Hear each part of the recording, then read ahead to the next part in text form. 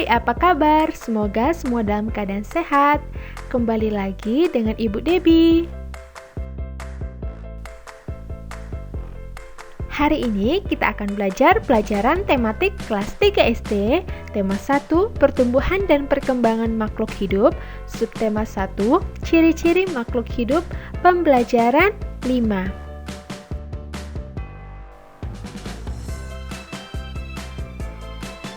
Perhatikanlah gambar berikut. Di sini ada 4 gambar yang berbeda. Nah, mari amati keempat gambar ini. Setelah kamu mengamati keempat gambar ini, kita akan sama-sama membuat cerita dari keempat gambar ini.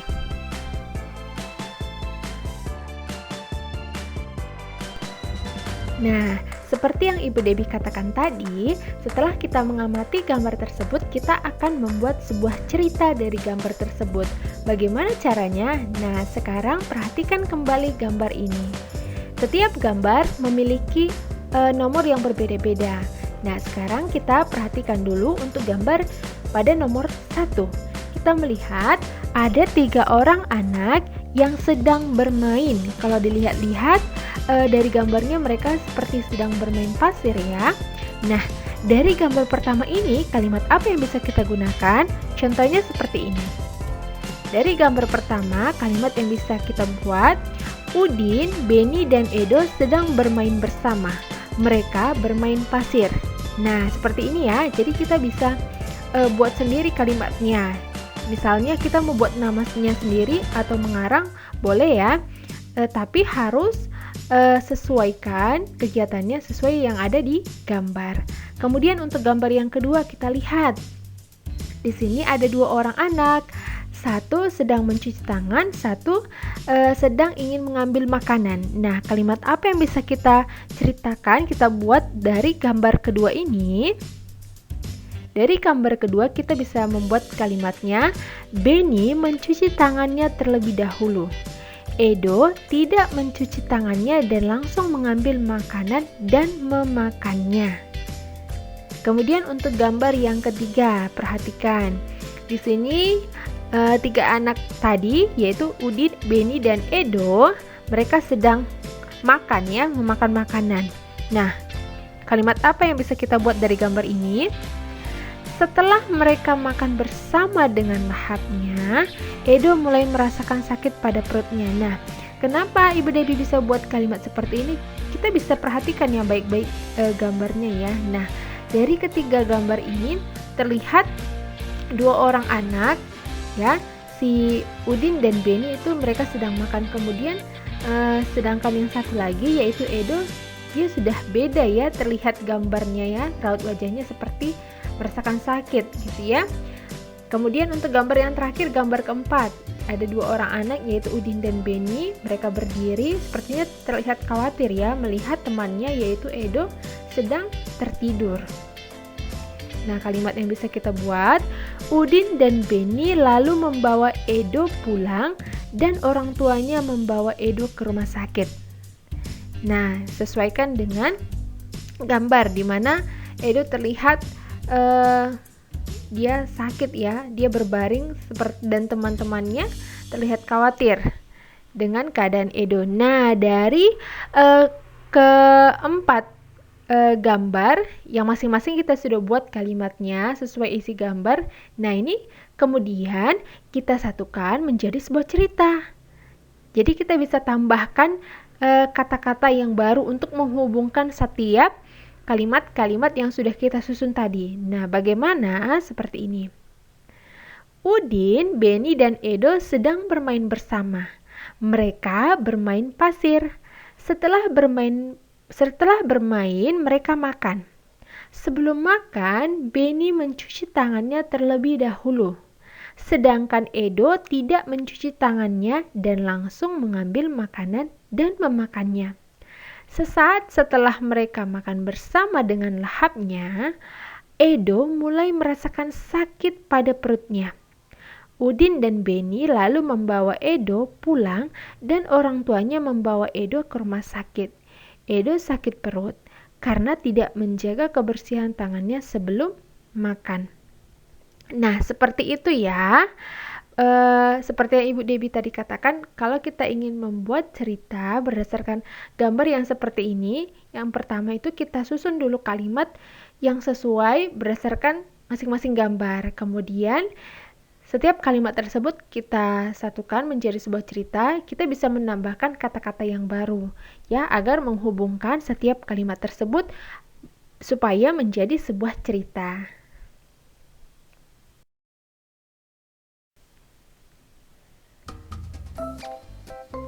Aturan sebelum makan. Salah satu ciri makhluk hidup adalah tumbuh. Untuk bertumbuh, makhluk hidup perlu makanan dan air. Makanan yang baik untuk pertumbuhan adalah makanan yang bersih dan sehat. Kebersihan makanan juga akan mempengaruhi pertumbuhan. Jika makanan yang kita makan tidak bersih, kesehatan dan pertumbuhan kita akan terpengaruh.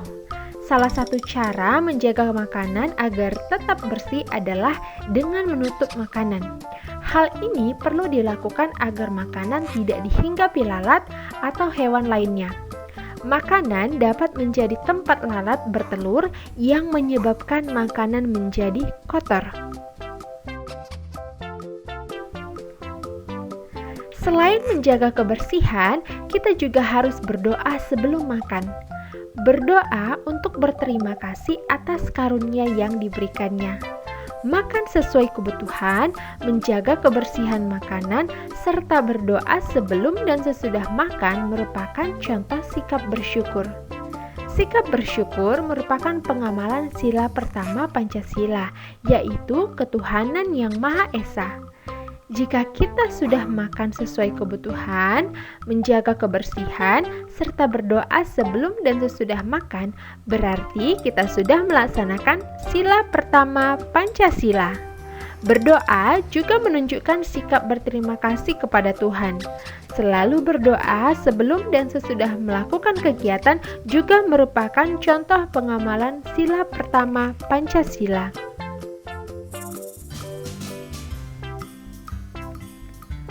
Nah, perhatikan di sini ada gambar ya.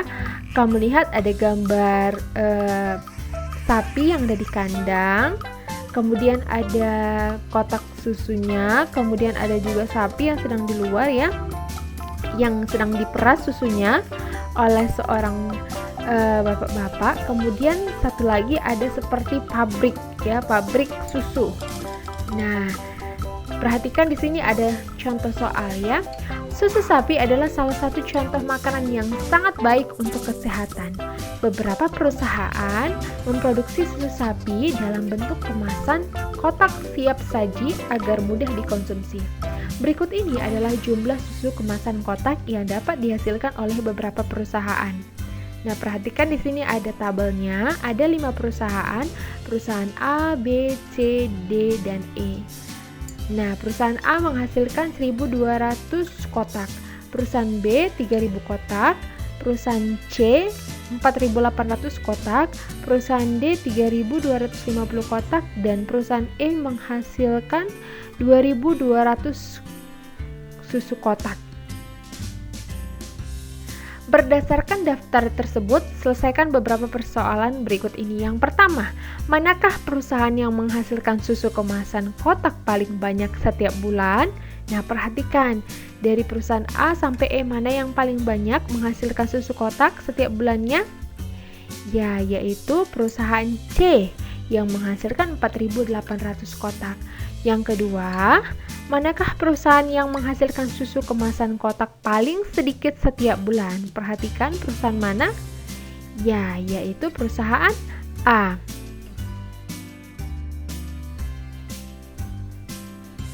Contoh, ini masih berhubungan dengan soal yang tadi ya.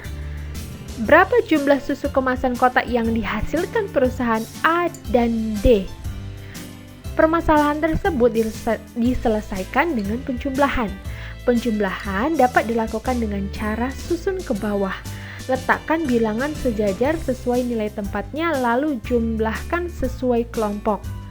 Nah, tahu ya kalau penjumlahan dengan susun ke bawah, Nah, perhatikan kembali ini tabelnya sama dengan yang tadi.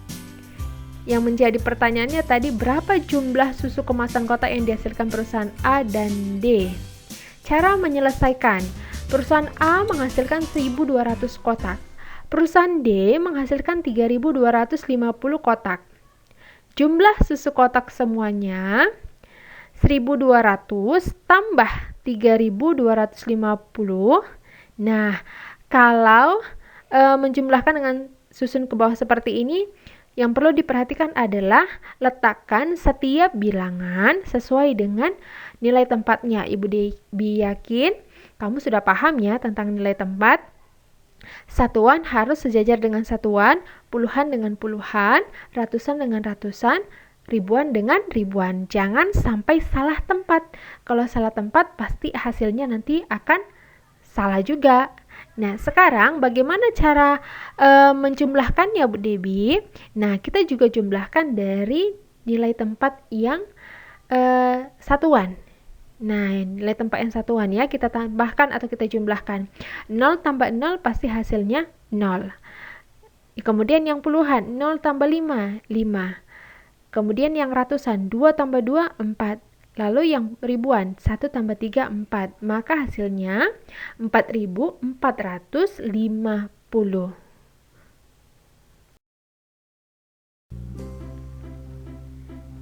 Nah, perhatikan kembali masih tentang hasil kelima perusahaan yang menghasilkan jumlah susu kemasan yang berbeda-beda setiap bulannya ya. Nah, selesaikan soal-soal berikut ini. Yang pertama, berapa jumlah susu kemasan kotak yang dihasilkan perusahaan A dan B? Tadi kan Ibu Debi sudah jelaskan bagaimana caranya. Kita bisa menggunakan dengan penjumlahan susun ke bawah. Nah, perhatikan yang dihasilkan perusahaan A dan B.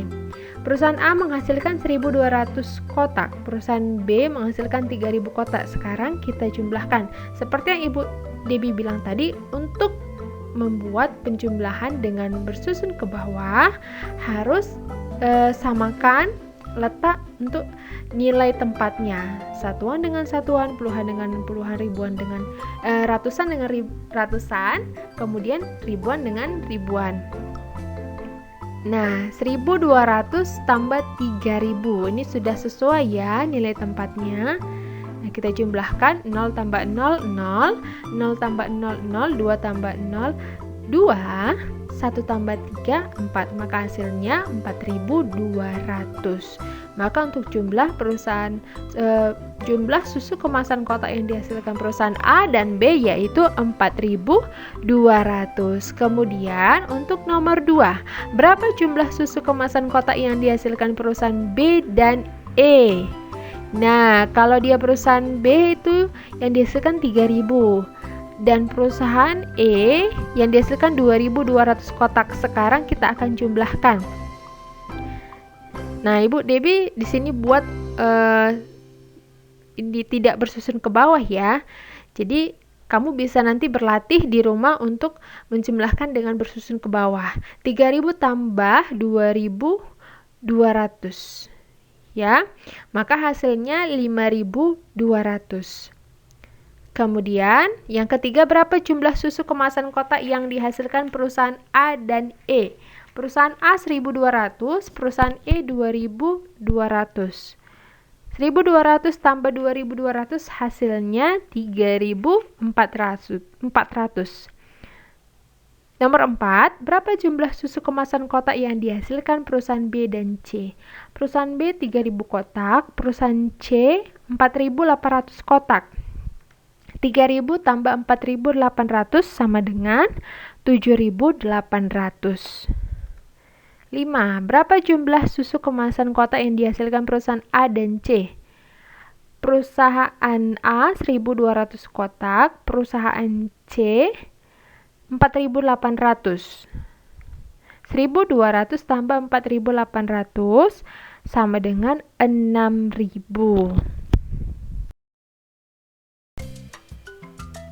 Nah, sekarang di sini ada tugas yang harus kamu kerjakan. Tugas yang pertama ini adalah tugas PPKN.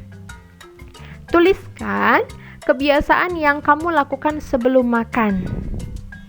Ya, kamu bisa menuliskan apa saja kebiasaan yang kamu lakukan sebelum makan. Kemudian, adakah kebiasaan makan yang baik tetapi belum kamu lakukan? Jadi maksudnya, apa kebiasaan makan yang baik yang belum kamu lakukan? Bagaimana kamu akan melakukannya? Jadi kamu tuliskan bagaimana kamu akan melakukan kebiasaan baik itu. Ya. Nah, tugas ini kamu kerjakan di buku tulis ya. Kemudian tugas yang kedua adalah tugas matematika. Selesaikan soal cerita berikut. Beberapa hewan dimanfaatkan oleh manusia sebagai bahan pangan. Salah satunya adalah sapi. Selain dimanfaatkan dagingnya, sapi juga diambil susunya.